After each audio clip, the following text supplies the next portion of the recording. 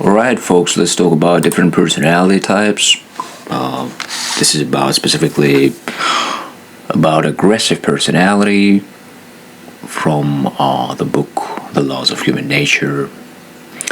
Alright, imagine this. You meet like someone who seems unusually kind.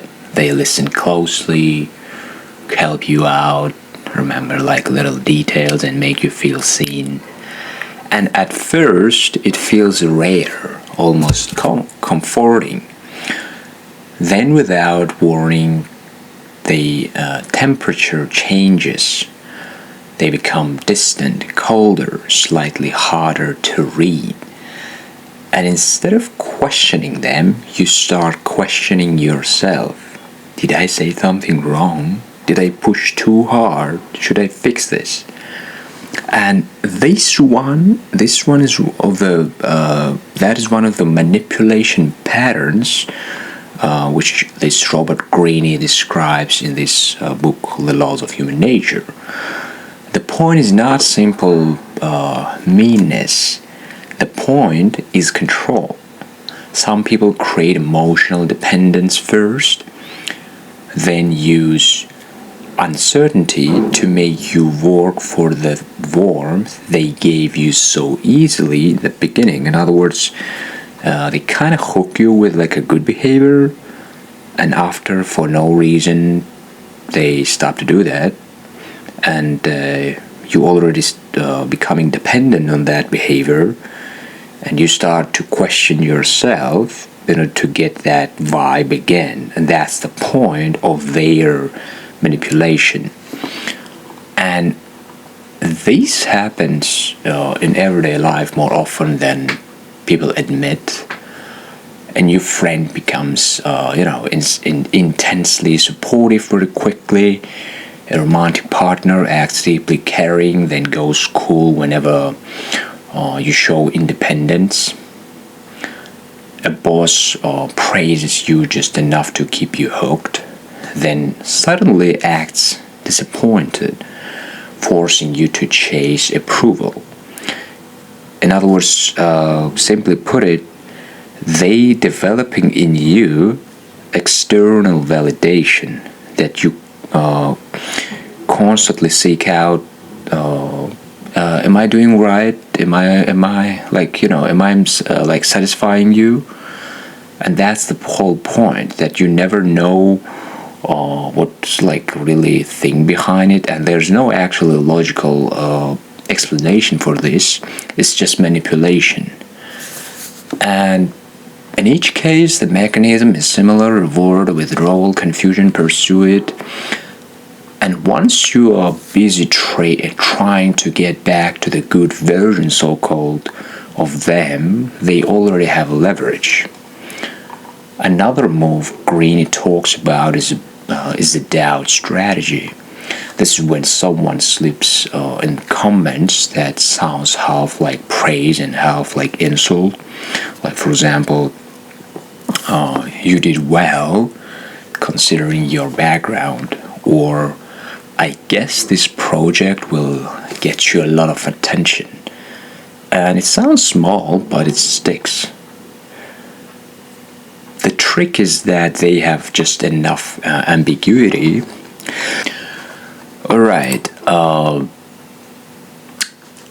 and the trick is that they leave like just enough ambiguity to deny any bad intent. And if you react, they say you are too sensitive. If you stay quiet, the comment keeps replaying in your mind.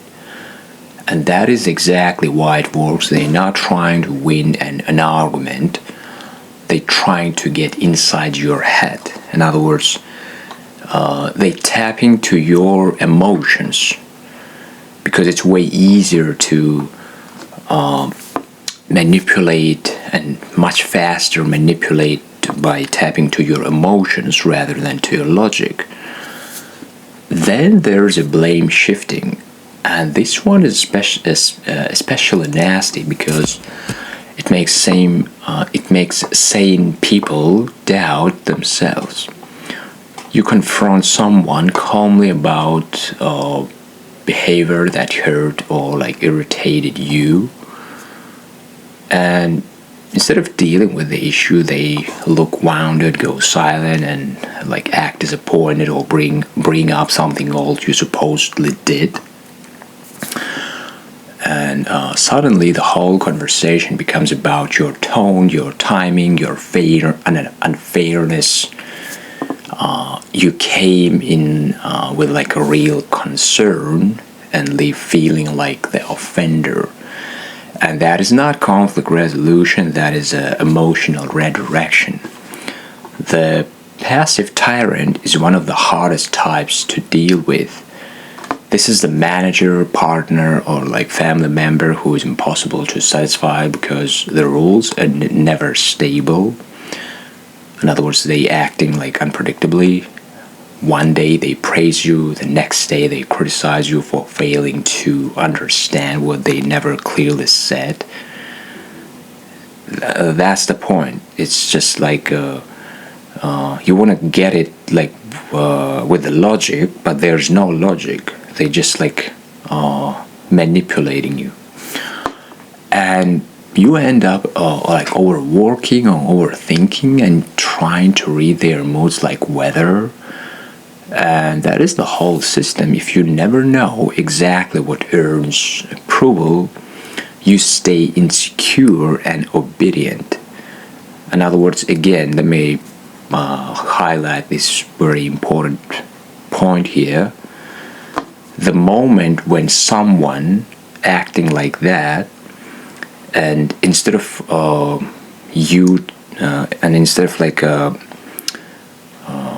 trying to figure out what the fuck is going on and like asking them directly, you start to doubt yourself.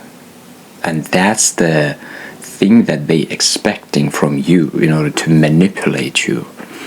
The practical mistake most people make is trying harder. They explain more, apologize more, become more patient and more available, more like a careful. That usually makes the trap tighter. Manipulative patterns do not improve because you become easier to manage. They usually get worse. So what actually helps? First, treat repeated confusion as data. In other words, instead of going to that loop of doubting yourself, first you just have to notice this, that you start to doubt yourself. And it's nothing wrong like with doubting yourself. Sometimes like objectively it makes sense, but the first step, especially when you're dealing with someone, notice the moment that you start to do that in order to be more conscious about yourself and do not let others to manipulate you. If somebody regularly leaves you feeling guilty, unstable, or like mentally foggy, stop calling it complicated. It's a pattern. Healthy relationships can have tension, but they do not constantly scramble your sense of reality. In other words, if really something wrong, that person should clearly say why, like what you exactly did was wrong. And if they don't do that, that's the sign that this motherfucker in front of you just want you doubt yourself. Instead of like directly saying, hey, you did this, that's why I'm, for example, upset, That's the like a transparent, honest relationship. Second, write things down. That sounds almost too simple, but it matters. When a blame shifter makes you doubt your memory, notes become evidence for your own mind. Like, for example, what happened, what was said, how you felt right after. And these help you separate facts from the emotional fog they create. In other words, that is the one thing. If like things in your mind, and another thing when you like can write things down and you can objectively assess the situation. Third, stop chasing clarity from the manipulator. A lot of people stay stuck because they want one clean conversation where, like, the other person finally admits what they are doing. And usually that moment never comes. Their advantage depends on keeping things blurry. That's because that's the whole fucking point. They're not gonna be direct and honest with you because it's another type of personality that you should understand. And that's their leverage to manipulate you. So they never give up that leverage. Fourth, create distance. Not necessarily a dramatic exit at first, just less access, less emotional exposure, less instant reaction, less need to explain yourself. In other words, first, as I said before, you notice that you, in some situation with some motherfucker, starting doubt yourself, like you not reacting, you noticing in your mind that you start to doubt yourself. And in general, when you're interacting with this like aggressive personality, you think twice before doing or saying something in order to be more like logical rather than emotional. Watch what happens when you stop feeding the game. Many manipulative people either intensify their tactics or quickly move towards someone easier. Both reactions are revealing. In other words, when you don't giving these motherfuckers aggressive personality what they want, like emotional reaction, they, either double down or they leave you.